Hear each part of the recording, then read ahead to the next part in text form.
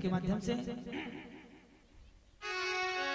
चली कैसे गंगा लहर धीरे धीरे, चली कैसे गंगा लहर धीरे धीरे, चली कैसी गंगा लहर धीरे धीरे, चली कैसे गंगा लहर धीरे धीरे, चली कैसी गंगा लहर धीरे धीरे, चली कैसे गंगा लहर धीरे धीरे, चली कैसी गंगा लहर धीरे धीरे, चली कैसे गंगा लहर धीरे धीरे, चली कैसी गंगा लहर धीरे धीरे, हरिद्वार में कैसी शोभा की माता, हरिद्वार में कैसे शोभा की माता, पहाड़ों से आई है उतर धीरे धीरे, पहाड़ों से आई है उतर धीरे धीरे, चली कैसे गंगा लहर धीरे धीरे, चली कैसी गंगा लहर धीरे धीरे।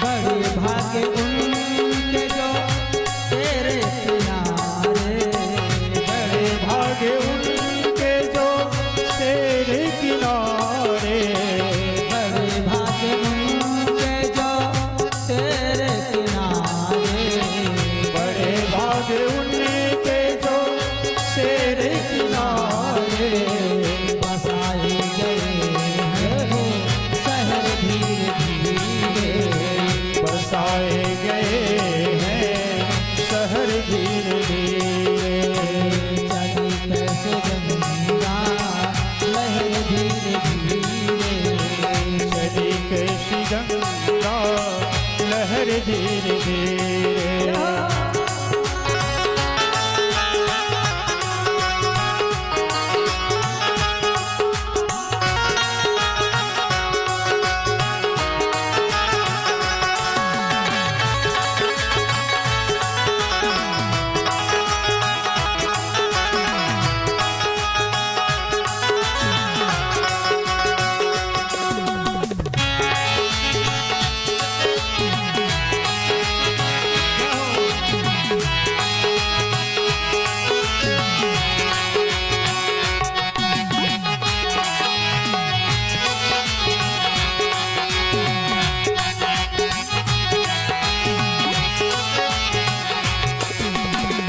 अनेकों के बिगड़ी बात तूने बनाई, अनेकों की बिगड़ी माँ तूने बनाई, अनेकों के बिगड़ी माँ, अनेकों की बिगड़ी माँ तूने बनाई, अनेकों की बिगड़ी माँ तूने बनाई, खबर धीरे धीरे, मेरी भी ले लो खबर धीरे धीरे,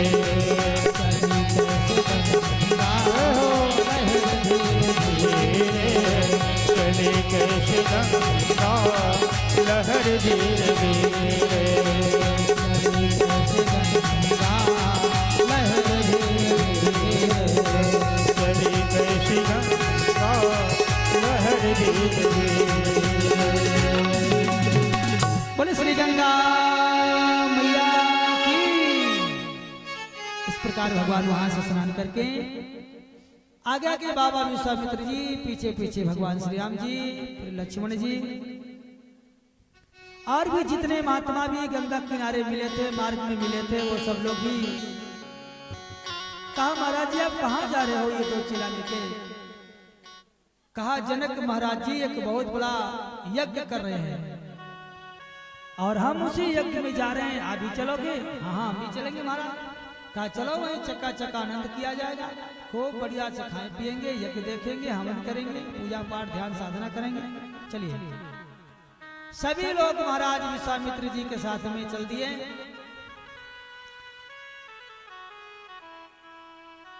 गए जहां जग पावन गंगा, गंगा में स्नान करने के बाद भगवान जब गए तो जनकपुरी के पास पहुंच गए। जनकपुरी के पास जैसे भगवान पहुंचते हैं वहां पर एक सुंदर बगीचा मिलता है, वहां भगवान निवास करते हैं। बाबा विश्वामित्र जी वहां निवास करते हैं और बाबा विश्वामित्र जी ने कहा देखिए नगरी कितनी पवित्र है, कितनी सुंदर है, यहाँ के लोग कैसे हैं? बोले कैसे हैं? बोले पूरे नरे नारी सो भाग्य सोचे संतान, पूरे नर नारी सो भाग्य सोची संतान, पूरे नर नारी सो भाग्य सोचे संतान, पूरे नर नारी सो भाग्य सोची संतान,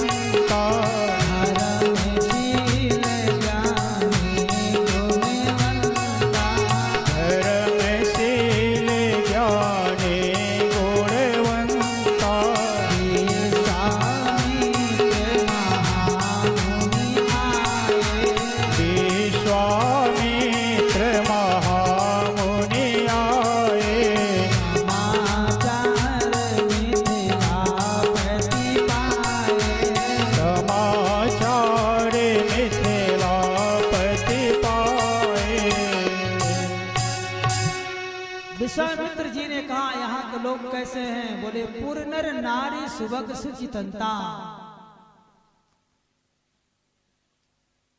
जो बाहर खंबे लगे हैं उसी में बांध दीजिए पत्ते को, बाहर खंबे में, इधर नहीं।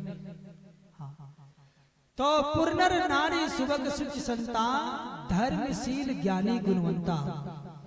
जनकपुरी के लोग कैसे हैं? सुभग हैं, सुभग माने सुंदर हैं, शुचि माने पवित्र हैं और पवित्रता के साथ साथ वो सब लोग संत स्वरूप हैं और धर्मात्मा भी हैं। जहां पर पवित्रता लोग रहेंगे, धर्मात्मा लोग रहेंगे, अच्छे और सुंदर लोग रहेंगे, वहां ही भक्ति का अवतार होता है। आप भी सुंदर रहेंगे, आपका भाव सुंदर रहेगा, आपका विचार सुंदर रहेगा, आपका चरित्र सुंदर रहेगा, आपका व्यवहार सुंदर रहेगा, तो ध्यान दीजिएगा आपको शांति जरूर मिलेगी, सुख जरूर मिलेगा, आनंद जरूर मिलेगा। दुनिया के लोग यही पूछा करते हैं कि महाराज हमको भगवान कब मिलेगा, हमको भगवान कब मिलेंगे, हमको ज्ञान कब होगा, हमारा ध्यान कब लगेगा, हम समाधि में कब जाएंगे, हमारी मुक्ति कब होगी, हमारा मोक्ष कब होगा, हमको वैराग्य कब होगा, ये सब पूछेगा। और ये कभी नहीं पूछेगा कि हमारे हृदय में जो कचरा भरा है, ईर्ष्या भरा है, द्वेष भरा है, जलन भरा है, बेईमानी भरी है, ये कैसे निकलेगा, ये कभी नहीं पूछेगा। ये बात वो कभी नहीं पूछेगा। बस ये पूछेगा ज्ञान कब हो जाए, ध्यान कब लग जाए, भगवान हमको कब मिल जाए, लेकिन ये कभी नहीं पूछेगा कि हमारे हृदय के अंदर जो कचरा भरा है, ईर्ष्या द्वेष जलन भरा है, बेईमानी भरी है, धोखा भरा है, छल भरा है, कपट भरा है, सास की प्रति, ससुर की प्रति, देवर के प्रति, देवरानी के प्रति, जेठ के प्रति, जेठानी के प्रति, पड़ोसी के प्रति, परिवार के प्रति, देश के प्रति, राष्ट्र के प्रति, ये कैसे खत्म होगा, ये कभी नहीं पूछेगा। जब ये नहीं खत्म होगा तो महाराज आप कितना भी हवन करो, कितना भी पूजा करो, कितना भी पाठ करो, कोई फायदा नहीं होगा, आपको शांति नहीं मिलेगी। क्यों? क्योंकि तुम्हारे अंदर द्वेष जलन चल रहा है। जब उसे बाहर निकालोगे तभी आपको आनंद आएगा।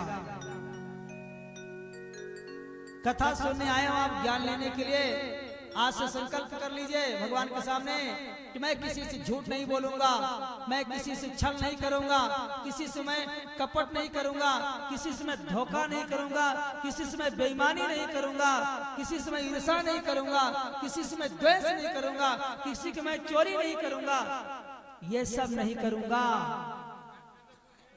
और मैं वादा करता हूं केवल 1 महीना आप करिए, देखिए आपके जीवन में यदि क्रांति ना जाए, परिवर्तन ना जाए, आपको शांति न मिल जाए, आपको समाधि न मिले, तब आप मेरे से बताइए। कथा सुनता है, भागवत सुनता है, पूजा करता है, पाठ करता है, फिर भी वो दुखी है। क्यों दुखी? इसलिए है कि पड़ोसी को दुखी देखना चाहता है। अरे जब तुम पड़ोसी को दुखी देखना चाहते हो तो भगवान भी तुमको दुखी ही देखना चाहता है, सुखी नहीं देखना चाहता है। इसलिए कथा सुनने का मतलब है कुछ ज्ञान लें, कुछ जाकर अपने जीवन में आचरण उतारें। आचरण नहीं उतरेगा सज्जनों तो कुछ नहीं होने वाला आपको। इसलिए कुछ न कुछ अपने हृदय में उतारो कि महाराज जी ने क्या बताया है, पूरा तो नहीं पर थोड़ा थोड़ा आचरण उतारो। आज देखो सुभग सुच संता, धर्मशील ज्ञानी गुणवंता, जनकपुर में सुंदर भी हैं, अच्छे भी हैं, भक्त भी हैं, ज्ञानी भी हैं, गुणवान भी हैं, लेकिन वहां पर बेईमानी नहीं है, धोखा नहीं है, ब्लैक मनी नहीं है। इसीलिए भगवती सीता जी का अवतार हुआ, भक्ति का अवतार हुआ। और भगवान जैसे वहां पहुंचे, बाबा विश्वामित्र जी ने यह सोचा कि मेरे राम यदि ऐसे रहेंगे, यहाँ पर बैठे रहेंगे, और जनक महाराज यदि आएंगे तो मेरे राम को खड़े होना पड़ेगा, और मेरे राम यदि खड़े होंगे ना तो फिर मेरे राम जी छोटे हो जाएंगे, जनक जी बड़े हो जाएंगे, और मैं अपने राम को बड़ा बनाना चाहता हूं। इसलिए महाराज जनक जी को विश्वामित्र जी ने कहा, राम राघव जाओ ये बगीचा देखिए आओ। बगीचा जाकर देखिए आओ। और भगवान बगीचा देखने के लिए श्री राम लक्ष्मण दोनों चले जाते हैं। जब बगीचा देखने के लिए जाते हैं, वहां पर तालाब, सुंदर सुंदर वहां घाट बने हुए हैं, सुंदर कुआं का जल, सलील अमृत जैसा जल वहां बहुत सुंदर सुंदर लगे हुए हैं। वहां जल भी और सुंदर घाट को देख करके भगवान राम जी बहुत प्रसन्न हो जाते हैं और आनंद आ जाते हैं। तब तक में महाराज इधर जनक जी ने ये सुना कि बाबा विश्वामित्र नाम के कोई बहुत बड़े महात्माएं हैं। विश्वामित्र महामुनि ज्ञानी बसहि विपिन शुभ